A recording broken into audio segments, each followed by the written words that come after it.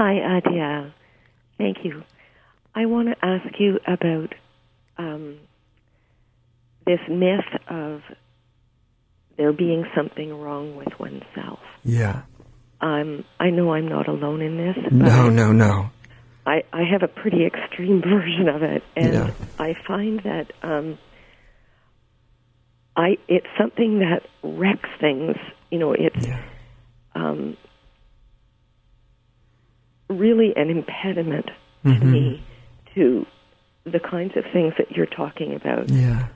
I'm not someone who's had a dramatic awakening. I've had lots of moments and small experiences that I know are real of, a sort of spacious stillness in me and all around me.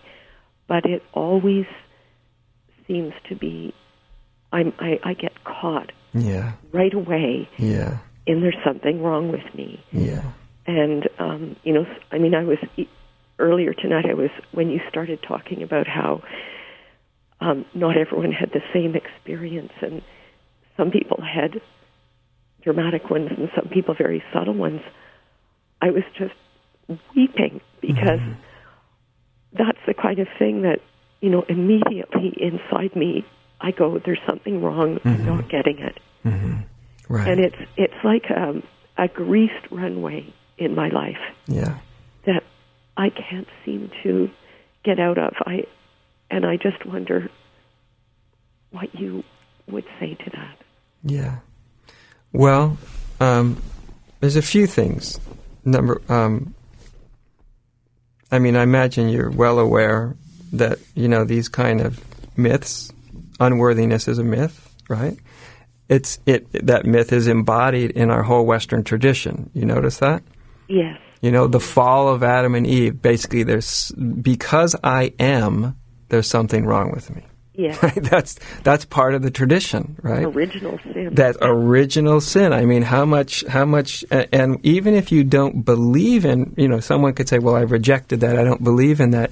Yes, but you've lived in a culture that's been bathing in that for well over 2,000 years. Way before Christianity, 2,500 years, maybe 2,700 years. It's just been bathing in that. And so how could you not, even if you've rejected it, how could you not have, most people have absorbed that much deeper than they even imagine, right? It's running their lives. Some people feel it very acutely, like you're talking about. You can feel it very acutely. Other people are so busy compensating, trying to succeed and do all these other things that they don't feel it as deeply, but they don't feel only because they're too busy compensating, But it's very pervasive in this culture. I think it's probably about 99% of the people I meet seem to be, to some extent, afflicted with this disease of Western culture. By the way, it is a Western culture thing. There are other points in the world where this is quite unknown. They don't even understand it, literally. It's obviously not innate to existence. It's something that we take on in our culture. Took it on a very, very long time ago, and we are trying desperately to try to recover from it. So I think the first thing is, in a compassionate way, it comes back to kind of a loving way, is to just acknowledge, how this gets created. Not only, like I mentioned, because that's more of a cultural thing, but how this got created in your life, in the events that seemed to reinforce this feeling and this experience, and how a lot of people around you, whether they wanted to or not, they probably believed in it too, this myth of unworthiness. Caretakers and people you grew up with, and then even later in your adult life, you're surrounded by this. And so it gets reinforced everywhere you look, And so you just let yourself start to see, how it gets created, how it got reinforced, how it gets perpetuated. And then, of course, when you become, by the time you're a teenager, you don't even need people to be reinforcing it for you. Then you start doing it yourself, right? it is embodied at that point. You're embodying the mythology of unworthiness. You don't even need anybody to help you out with it. You do it to yourself, and so it becomes like this old groove, like in a record, that has grooves worn in it. And those grooves, they can be sometimes difficult to get the needle out of the groove because it keeps wanting to retrack into that old pattern. But as I say, you can't start to create a different story, let's say, until you really see the old one and really see how it causes your mind to be very selective in what it remembers. It becomes very selective it tends to only pay attention to those life experiences that seem to confirm your unworthiness. And it automatically filters out and discounts those experiences in your life that wouldn't confirm. Experiences that in your life and situations that would seem to confirm a deep sense of worth and well-being and dignity get automatically filtered out, unconsciously filtered out. So this becomes also part of the difficulty of this, because the things that could counter this story get filtered out before you even know they're being filtered out, But to start to bring a sort of a sense of compassion to it, a sort of sense of love. This is an exercise I'll give you. Can you still hear me? Okay. An exercise I'll give you is, and I think I might have talked about this in the first week. I don't know. Things all run together after a while. But choose somewhere to sit, and just get really conscious of this myth that you've inherited, that your culture inherited, that was passed on to you. Try to see it with as little judgment as you can, because it's been so old and ancient that it's taken on a life of its own. It gets passed from one generation to the next without most people knowing what's happening. And just really sort of feel into that whole mythology of unworthiness, the way it's in your society, it's within yourself, it's within people you know, it's within people you love, it's within strangers you meet, and it has a particular energy to it, has a kind of feel, and you just sort of feel, how is that, not just as an idea, but how is that alive in me as an energy, right?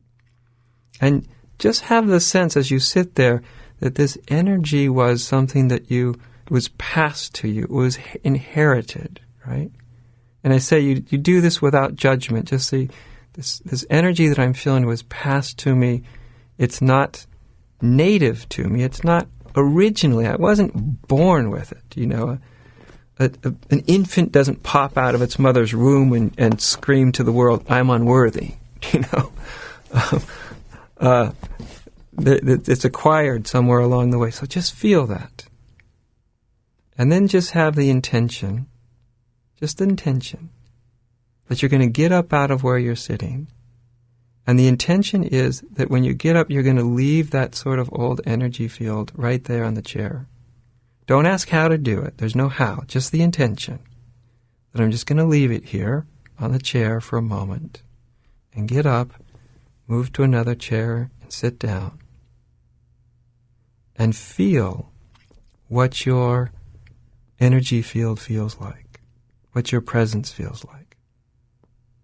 And what you'll start to experience, not just in your mind, but more importantly in your body, right? Because this is where we're going, where we are bypassing the conscious mind. We're getting into the unconscious. Experience can bypass your conscious mind. That your body will start to experience the moment, its own presence, free of this myth of unworthiness. And you just feel it. And you'll actually be feeling much more of your original condition. You'll just be feeling it. And when you feel it, you'll feel, this feels more native to me. This feels more natural to me than this thing I'd carry around on my back my whole life. And this is a very powerful thing that you can do. And then, of course, look back at the chair that you left when you left this energy of unworthiness there. And don't look at it with blame or judgment or condemnation, but bless it. Wish it well. Wish it that returns to its own state of freedom and release, because it's just an energy field of pain, sorrow, and it's looking for its release too. It's looking for its release through you, and you just bless it and wish it its own release. Because if you resent it, if you condemn it, it'll suck right back into you instantly. And so that's where this whole notion of love comes from. You can't resent it. You can't push it away with blame. You have to lovingly wish it that it finds its own freedom. Anyway, try this little exercise. You might be very surprised. The power of it is that it bypasses your thinking process, and you actually can experience it physically. You can experience the difference in your physical presence when you switch those chairs. And that's what your body needs to have a different energetic reference point, a reference in your feeling, a reference in your presence for something other than the old reference of inadequacy. Because these are feelings, aren't they? Yeah. These are experiences. And you can want to get away from the experience all you want, but if you don't have a energetic feeling reference for something different, the old groove will keep pointing out. I will do this, Adya. Thank you. Give it a try, and it's not necessarily, like I said, that usually in fact, I've never had anybody that didn't experience some of what I'm talking about the first try. But it does. You can, if another layer comes back, you can always do it again. And you are, remember, what you're trying to do is you're trying to give your physical, your energetic body a different reference point. Because without that, it hears all the teachings, or it can go to the psychologist, it can work through your whole past, but it still doesn't have a different reference point energetically. That can be a really, really key, for your system to go, oh, this is what it feels like. Not only this is what it feels like to have a freedom from that old energy, but this that I'm feeling feels more real and more native and more natural to me. I thought the other thing felt natural because it was there for so long. But when you feel it, you'll feel this feels much more like me. It almost feels like, yeah, this is how I came into this world. This is my presence as I came in. Because each of us has a unique energetic a signature, a kind of energy signature that's distinctly part of our incarnation.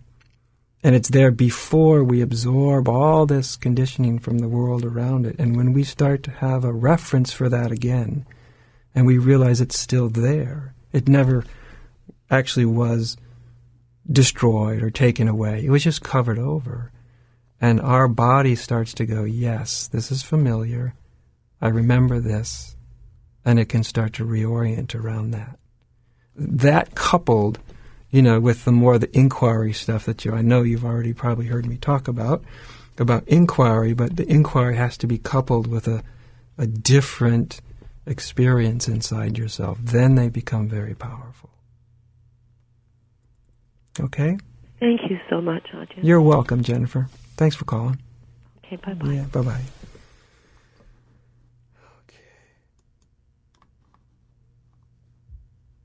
It's kind of like this living way of experiencing who would I be without feeling unworthy, which is the answer to that isn't a definition of yourself, of who I would be. It's to experience a different sense of your own being. Oh, this is who I am, independent of that old energy of unworthiness. This is who I am, not just so your mind knows, but your body knows. Once your mind and your body start to know the same thing, then that's a new groove. then that can start to be laid down in your system. That can become more natural. You can start to return to that more and more spontaneously. At the beginning, you probably will have to bring great intention to it, deliberation, deliberately do it. But after a while, it becomes more ingrained, and it starts to become your sort of default, because your body recognizes it as something it's familiar with. Okay,